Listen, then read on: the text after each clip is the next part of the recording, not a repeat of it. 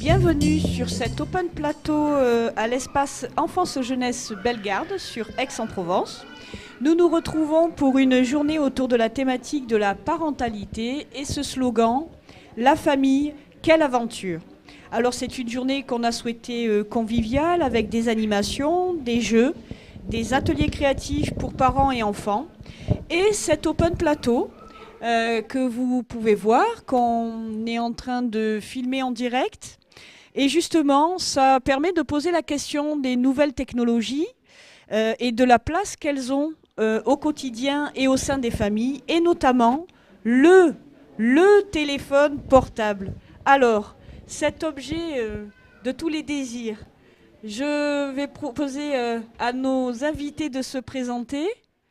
Nadia, qui est une professionnelle et travailleur sociale du coup, et Sophia. Alors, première question, on va la dédier à Sophia. Quelle place le téléphone portable? Alors, il est où là ton téléphone portable? Il est dans ma poche. Et voilà. Alors, quelle utilisation le téléphone portable au quotidien? Je l'ai tout le temps sur moi. Je parle de ça avec mes amis, ma famille. Et Alors, tu parles tout le temps avec tes amis. Tu oui. les appelles par SMS? Comment ça se passe? On parle par texto et on s'appelle souvent et je vais sur Internet aussi. Et sur Internet. Mm-mm. Alors, quand tu es à la maison, avec maman, avec la sœur ou le frère, ou peu importe, au sein de la famille, il est où ton téléphone portable? Je le cache tout le temps parce qu'on ne sait jamais. Et en fait, maman, vu que j'ai tout le temps sur moi et tout, en gros, je me fais tout engueuler. Tu te fais tout le temps engueuler parce que tu l'as tout le temps sur toi. Et c'est cette sensation de l'avoir sur soi. Si tu le perds, si tu l'oublies, qu'est-ce qui se passe?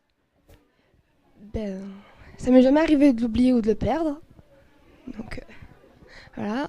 Mais en fait, je me sens tout le temps obligée de l'avoir dessus parce que si je l'ai pas, je me sens, je sais pas, mal.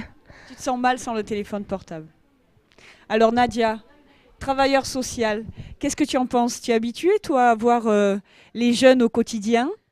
Qu'est-ce que tu as pu observer, toi, le jeune et le téléphone portable? Effectivement, je suis travailleur social, je suis éducatrice, je travaille à l'ADAP 13 et dans le cadre de notre travail de proximité avec les jeunes, que ce soit dans la rue, devant les établissements scolaires, dans le cadre d'activités, nous sommes régulièrement en contact avec des jeunes, des collégiens, des lycéens. Et le portable, effectivement, est entré dans leur vie et il en fait partie de manière quasi permanente. Et il faut compter avec le portable dans la relation qu'on peut avoir avec un jeune, dans la mesure où on est régulièrement interrompu par le portable qui va couper la conversation, qui va couper à un moment donné le lien qu'on essaye d'établir avec le jeune pour lui parler de différents sujets, sa scolarité, ses loisirs, etc. Et donc c'est cette perturbation, ou en tout cas cet objet qui s'incorpore dans la relation avec lequel on doit faire avec. Et c'est vrai que par moments, on l'accepte, on fait avec, mais par d'autres moments, on va demander, et c'est un contrat qu'on peut établir aussi avec le jeune, de lui demander de l'éteindre le moment qu'on puisse aborder une question qui peut être importante pour le jeune, le moment où on lui demande de se concentrer, parce que le portable, c'est justement cet appel extérieur qui va toujours justement appeler le jeune vers autre chose que ce qui fait le moment présent. Et c'est ce problème de concentration pour lesquels on essaie de les rendre un petit peu vigilants, attentifs. Après, effectivement, c'est une nouvelle technologie, c'est quelque chose qu'il faut incorporer dans notre vie, adopter, mais aussi ne pas se laisser dévorer, accaparer par cet objet. Alors, Sophia, Nadia, elle parle de dévorer, accaparer, elle parle de... Comment tu le vis, toi, ton portable? Est-ce que quand tu discutes, une discussion avec quelqu'un, avec ta maman, avec ta sœur, le téléphone va sonner. Est-ce que tu vas avoir cette impression de couper la communication ou pour toi, tu es capable de faire plusieurs choses en même temps et tu vas continuer la conversation avec le téléphone? Ben, moi, je vais m'excuser et je vais répondre. Donc Voilà. tu vas couper la communication quand Oui, même. mais je reprends après. D'accord. Alors, est-ce que tu fais comme mon fils, qui fait ses devoirs avec l'ordinateur sur les genoux, le téléphone portable dans la main, la télé allumée, et en même temps, il fait ses devoirs. Alors moi, je suis absolument admirative. Tu as aussi cette capacité à faire vraiment beaucoup de choses en même temps, et y compris le téléphone, tout en faisant tes devoirs sans que ça te perturbe? Oui, pas l'ordinateur et la télé, mais en général, j'ai tout le temps le téléphone là, à côté de mon stylo. Et dès que je vois qu'il sonne, ben, je réponds. Ou bien je réponds texto. Et ça te perturbe pas dans tes relations? Tu as l'impression que ça perturbe tes relations, ou tu as l'impression au contraire que c'est un lien avec tous tes amis à l'extérieur? Ben, quand même, dans la vie familiale, ça me coupe un peu de mes parents et tout, parce que je suis tout le temps sur le téléphone, tout le temps en train de textoter avec mes amis. Et moins avec mes parents, du coup, par téléphone. Et non, je sais pas. Ça me met... En gros, je parle avec mes amis et avec ma mère en face. Je trouve que c'est bien. Moi, j'aime bien le téléphone. Voilà, donc tu vas privilégier la discussion directe avec ta famille, et tu vas privilégier la discussion par téléphone avec tes amis. Oui. C'est un peu ça? Oui, voilà, c'est ça. C'est ça. Les deux. D'accord. Alors, Nadia, tu penses que, tu l'as dit dans ton quotidien auprès des jeunes, souvent ça les extériorise, ou ça leur permet de couper une conversation aussi, hein, peut-être que parfois ça les arrange. Est-ce que tu penses que il y a aussi une question de génération? Je sais que mon fils est né avec, donc ils l'ont totalement intégré dans leur mode de fonctionnement. Moi, par exemple, beaucoup moins. Le téléphone, c'est simplement pour appeler, en ce qui me concerne. Lui, c'est pour communiquer. Il fait la différence entre les deux. En tout cas, moi, je la vois, la différence. Moi, je téléphone pour donner une information. Lui, il communique. Il reste en lien avec l'extérieur. De ta place de travailleur social, qu'est-ce que tu en penses de ça?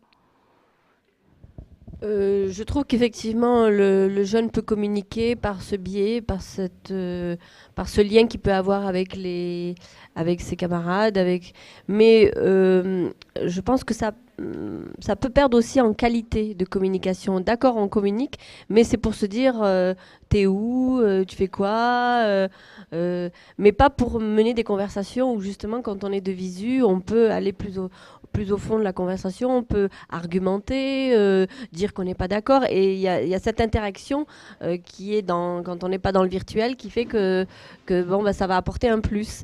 Et ce que je voulais dire par contre, c'est que cet outil, on peut l'utiliser comme communication, mais on peut l'utiliser aussi comme un outil pour s'informer. Par exemple, moi je l'utilise, cet outil, le téléphone, que je considère maintenant comme un outil, pour informer. Par exemple, je vais proposer une activité de loisir ou une sortie à l'opéra avec des jeunes, et les jeunes filles vont me dire quoi, c'est quoi la flûte enchantée, c'est quoi ce truc-là?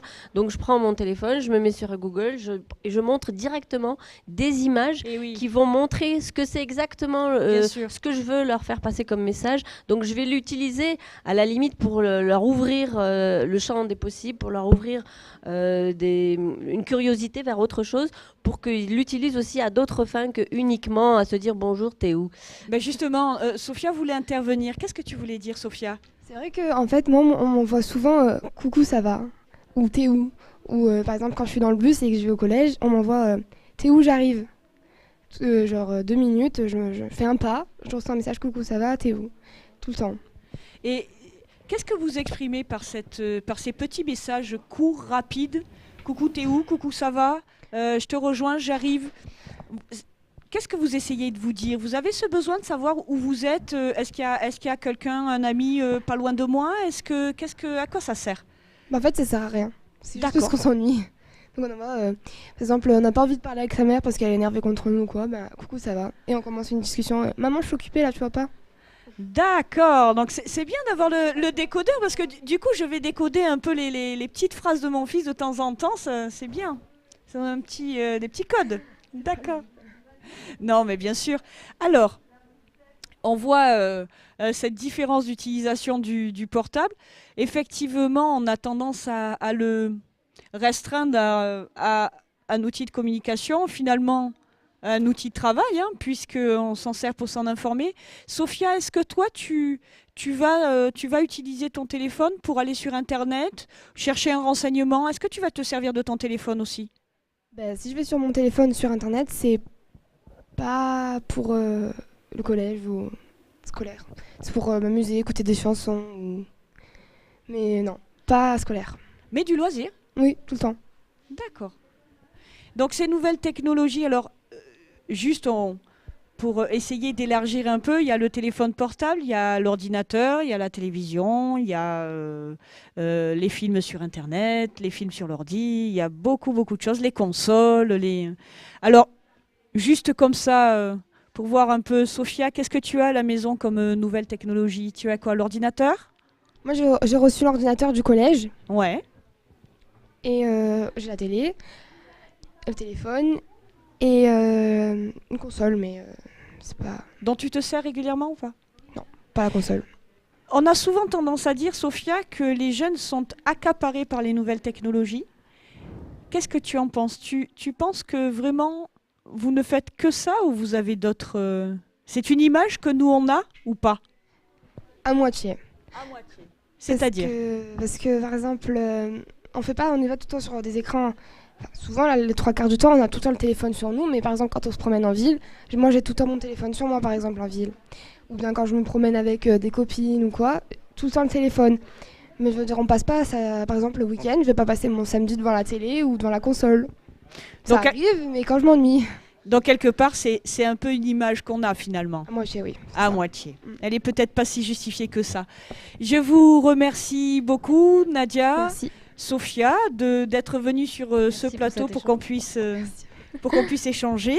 Alors, le prochain plateau, c'est à 15 h et c'est la place de l'adolescent dans la famille. Donc, on a vu le portable et on a déjà parlé des jeunes. Et on va aller un petit peu plus loin dans cette thématique. Merci beaucoup et à tout de suite.